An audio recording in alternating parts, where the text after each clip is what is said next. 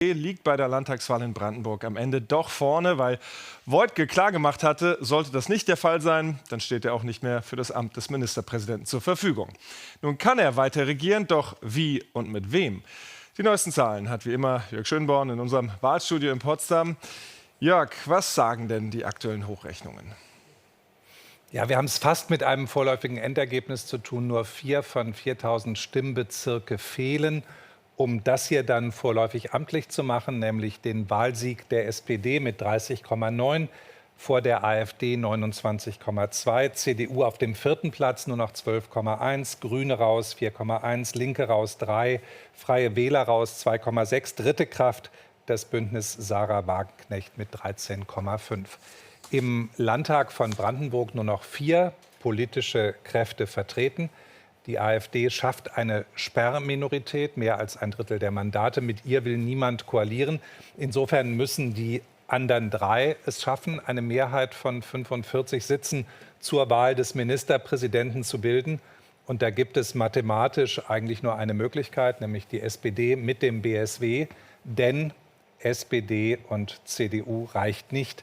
Da fehlt das eine Mandat, das zur Mehrheitsbildung nötig wäre. Nicht leicht für Dietmar Woidke, das seinen Wählerinnen und Wählern klarzumachen. Die finden nämlich die Zusammenarbeit mit dem BSW gar nicht wünschenswert.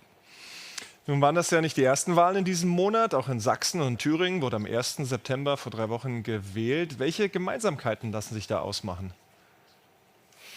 Wir sehen eigentlich ein Muster an ganz vielen Stellen. Wenn wir uns die Erfolge der AfD angucken, die es ja überall gegeben hat, dann hat sie bei den Jung- und Erstwählern ganz deutlich diese 3 Wahlen gewonnen. Ich zeige es hier am Beispiel Brandenburg. 32% in der Gruppe der 16- bis 24-Jährigen.